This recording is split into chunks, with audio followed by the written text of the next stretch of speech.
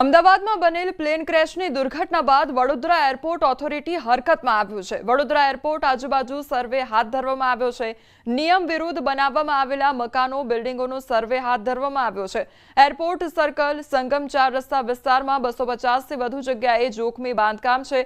સાથે જ હાઈવે ઓથોરિટીની એનઓસીનો નિયમ ભંગ કર્યો હોય તેવા મકાનોનો પણ સર્વે કરાશે। સર્વે બાદ વધારાનું કે ગેરકાયદેસર કરેલું બાંધકામ દૂર કરવા કાર્યવાહી કરાશે। તો વીજ પોલ હાઈવે ઓથોરિટી રોડ પરના બેનરો અને વૃક્ષો પણ નડતર રૂપ હોવાનું સામે આવ્યું છે।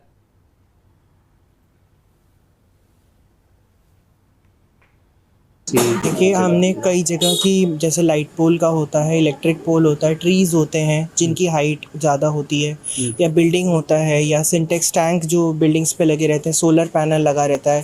ये सब तरह के जो ऑब्स्टिकल्स होते हैं जो हमारे रनवे के अप्रोच फनल में आते हैं, उसको हमें नीचे कराना होता है। આમાં એરપોર્ટ ઓથોરિટીના જે છે અધિકારીઓ એમના દ્વારા જે સૂચવવામાં આવી રહ્યા છે લોકેશન, એ લોકેશન પર જઈ અને અત્યારે સર્વે હાથ ધર્યો છે અને જે લોકેશન ટ્રેસ કરીને બતાવે છે કે આ લોકેશનમાં જે ઓબ્સ્ટેકલ છે બિલ્ડિંગના, જે એરપોર્ટ એનઓસીની હાઇટમાં ક્રાઇટેરિયામાં એ પ્રમાણે જે રિડ્યુસ કરવાના થાય છે, જે ઓબ્સ્ટેકલ આવે છે એના રિગાર્ડિંગ સર્વે કરીને આગળની જે કાર્યવાહી કરવાની છે કરીશું। અમદાવાદમાં 23 જૂનથી યોજાશે બોર્ડની પૂરક પરીક્ષા। ત્યારે 23 જૂનથી 3 જુલાઈ સુધી આ પૂરક પરીક્ષા યોજાશે। પરીક્ષાને લઈને શિક્ષણ વિભાગ દ્વારા તૈયારીઓ પૂર્ણ કરી દેવામાં આવી છે। અમદાવાદમાં 51 જેટલા બિલ્ડિંગોમાં પરીક્ષા લેવામાં આવશે। તો 18,000થી વધુ પરીક્ષાર્થીઓ નોંધાયા છે। ધોરણ 10ના 10,445 વિદ્યાર્થીઓ પરીક્ષા આપશે, જ્યારે ધોરણ 12માં 7,727 વિદ્યાર્થીઓ નોંધાયા છે। તો વિજ્ઞાન પ્રવાહમાં 2,689 વિદ્યાર્થીઓ, ધોરણ 10 અને ધોરણ 12ના વિદ્યાર્થીઓ પરીક્ષા આપશે। ધોરણ 10 અને 12 વિજ્ઞાન પ્રવાહના વિદ્યાર્થીઓ બધા વિષયની પૂરક પરીક્ષા આપી શકશે। અમદાવાદ ગ્રામ્યના 8,500 વિદ્યાર્થીઓ પૂરક પરીક્ષા આપશે। ગુજરાત બોર્ડ દ્વારા આગામી પૂરક પરીક્ષા 23 તારીખથી 3 જુલાઈ સુધી ચાલવાની છે।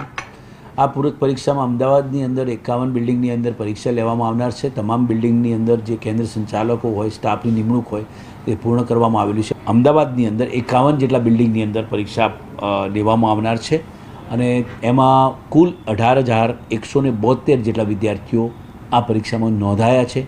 એમાં ધોરણ 10ની અંદર 10,445 જેટલા વિદ્યાર્થીઓ નોંધાયા છે, જ્યારે ધોરણ 12માં 7,727 જેટલા વિદ્યાર્થીઓ પરીક્ષામાં નોંધાયા છે। વિજ્ઞાન પ્રવાહમાં 2,689 જેટલા વિદ્યાર્થીઓ પરીક્ષામાં નોંધાયા છે।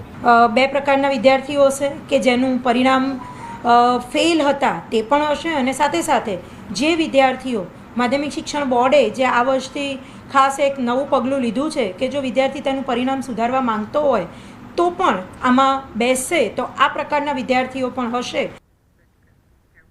21 જૂન આંતરરાષ્ટ્રીય યોગ દિવસની રાજ્યભરમાં ઉજવણી થશે। 11મા આંતરરાષ્ટ્રીય યોગ દિવસની ભવ્ય રીતે થશે ઉજવણી। તો 2015થી આંતરરાષ્ટ્રીય યોગ દિવસની શરૂઆત થઈ હતી।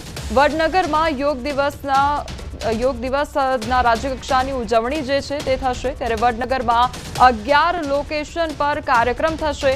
11 સ્થળે કુલ 11,000 લોકો યોગ કરી વર્લ્ડ રેકોર્ડ સર્જશે। ત્યારે આ વર્ષે સ્વસ્થ ગુજરાત, મેદસ્વીતા મુક્ત ગુજરાતની થીમ રહેશે।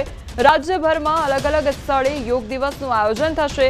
તો રાજ્યમાં 78,000 કાર્યક્રમ કરવામાં આવશે। અમદાવાદમાં યોગ કાર્યક્રમમાં હાજર રહેશે કેન્દ્રીય ગૃહમંત્રી અને અમદાવાદના પ્રહલાદનગર ગાર્ડન ખાતે તેઓ હાજરી આપશે। મેં ગુજરાતભરમાં યોગના કાર્યક્રમો કરી રહ્યા છે। 100 ડેઝ કાઉન્ટડાઉનની અમે શરૂઆત કરી છે 13 માર્ચથી લઈને અત્યાર સુધી ગુજરાતભરમાં અમે 100થી વધુ કાર્યક્રમ કર્યા છે, જેમાં 5-10 હજારથી વધુ સંખ્યા હતી। એમાં પહેલાં થોડા દિવસ પહેલાં જૂનાગઢમાં, સુરતમાં, વડોદરામાં અને અમદાવાદ રિવરફ્રન્ટ પર પણ કાર્યક્રમ થયા। રાજ્ય સ્તરીય કાર્યક્રમ વડનગરમાં થવા જઈ રહ્યું છે। અમારા દેશના વડાપ્રધાન આદરણીય નરેન્દ્રભાઈ મોદીની જન્મભૂમિથી જેને યોગ આખા વિશ્વને આપ્યું છે, આપણા સૌ ભારતીયો માટે ગર્વ અને ગૌરવની વાત છે। અમદાવાદમાં થયેલ પ્લેન ક્રેશની દુઃખદ ઘટનાના પગલે આખો દેશ શોકમગ્ન થયો છે। આ દુર્ઘટનામાં કોઈએ પતિ ગુમાવ્યો, કોઈએ પત્ની, કોઈએ પોતાના બાળકો ગુમાવ્યા, તો ક્યાંક આખો પરિવાર જ મોતનો કોળિયો બની ગયો। મૃતકોના પરિવારજનોની કલ્પાંત જોઈ રૂવાડા ઊભા થઈ જાય છે। દુઃખનો પહાડ તેમના પરિવાર પર તૂટી પડ્યો છે। ત્યારે આ દુર્ઘટનાને લઈ હિંમતનગરના જલારામ ભજન મંડળની મહિલા આયોજકે સ્વલિખિત દુઃખ વ્યક્ત કરતું ગીત ગાયું।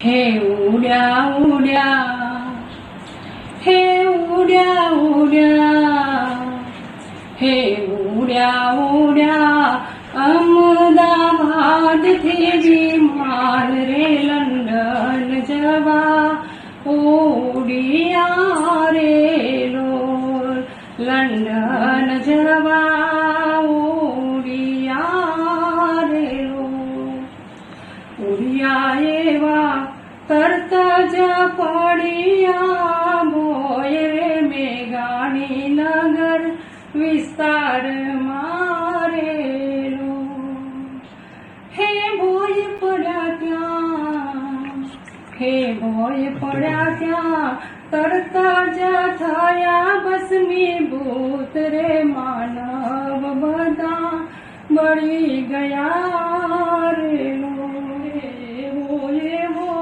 ગોઝારો દિન ગુરુવાર ને આખી દુનિયા તો તેમની મંડળીમાં તેમની સાથે ભજન ગાતી મહિલાએ જણાવ્યું કે આ ઘટના ખૂબ જ દુઃખદ છે અને તે ભૂલાય તેમ નથી. આ મહિલાઓ જલારામ મંદિર ખાતે સામાન્ય રીતે ભજન ગાતા હોય છે. તિથિ અને વાર તહેવારે ભજન ગાવા માટે મહિલાઓ એકઠી થતી હોય છે અને મંડળ સ્વરૂપે તેઓ ધાર્મિક ભજન ગાતા હોય છે. માટે અમે કોડિયો ઉતરે જ નહીં. પછી રાત્રે 10 વાગ્યા સુધી ચાલુ કર્યા પછી મને એવો વિચાર આવ્યો કે ભાઈ મારા ભજન શ્રદ્ધાંજલિ રૂપે વ્યક્ત કરવું છે તો હું જાતે લખીને જ વ્યક્ત કરીશ. તો મેં જાતે બનાવ્યું અને પછી મારા મિસ્ટરને કહ્યું કે ભાઈ મેં આ ભજન બનાવ્યું છે તો હું સવારે 8 વાગે શ્રદ્ધાંજલિ રૂપે આ ભજન મેં યુટ્યુબ પર મૂક્યું. મૃતકોના દુઃખ પર વીતી રહેલી ઘડીઓથી આ મહિલાઓ પણ ચિંતામાં હતા. આવા સમયે તેમણે મૃતકોને શ્રદ્ધાંજલિ આપવા ભજન તૈયાર કર્યું, જે સાંભળીને તમારી આંખો પણ ભીની થઈ જશે. દરેક સારા ખોટા પ્રસંગમાં સુરેખાબેન જાતે જ પોતે જ ભજન બનાવી દઈશું. ખાલી એમને જોવું જ પડે કે આ ભજન મુકાયું છે એ એનાથી એના એ ભજન ઉપરથી પોતે જુદું જુદું ભજન બનાવીને મૂકીશું. આ છેલ્લો પ્રસંગ આવ્યો ને એ તો અમને પોતાને ખ્યાલ નતો. સુરેખાબેને અમને ફોન કર્યો, પછી એમને ભજન બનાવીને મૂક્યું, એ પણ અમને ખ્યાલ નતો. આ તો ભજન જોયા પછી અમે બધે બહેનોએ ફોન કર્યો, સુરેખાબેન તમે આ શું કર્યું એમ. એમના ભજન જોયા પછી તો લગભગ 3 થી 4 મંડળો એમના ભજન ઉપરથી ભજન બનાવીને મૂકવા મળ્યો. સુરત આંતરરાષ્ટ્રીય સાયબર ફ્રોડનું કેન્દ્ર બન્યું છે. 70% ફ્રોડ એકાઉન્ટ સુરતમાંથી ખોલાયા હોવાનું ખુલ્યું છે. તો માત્ર 4 કેસમાં 2600 કરોડના ટ્રાન્ઝેક્શન, 2007 બેંક એકાઉન્ટ સામેલ. તપાસમાં ખુલાસો થયો છે કે શ્રમિક વર્ગના લોકોના એકાઉન્ટ ભાડે લેવામાં આવે છે. તેમને બેંક એકાઉન્ટના બદલામાં 5 થી 10,000 રૂપિયા આપવામાં આવે છે. લોકોની જાણ વિના ટ્રાન્ઝેક્શન થાય છે.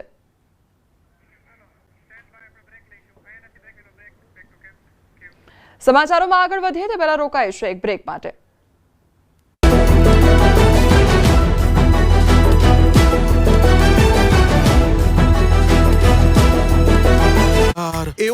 દક્ષિણ ગુજરાતમાં મોડી રાતથી જ મેઘરાજાએ મંડાણ કરતા મોટાભાગના શહેરો અને ગામડાઓ બેટમાં ફેરવાયા. સુરતથી લઈને વાપી, ડાંગ સુધી બધું જ ડૂબી ગયું છે. ગામડાઓની નદીઓ ગાંડી તૂર બની.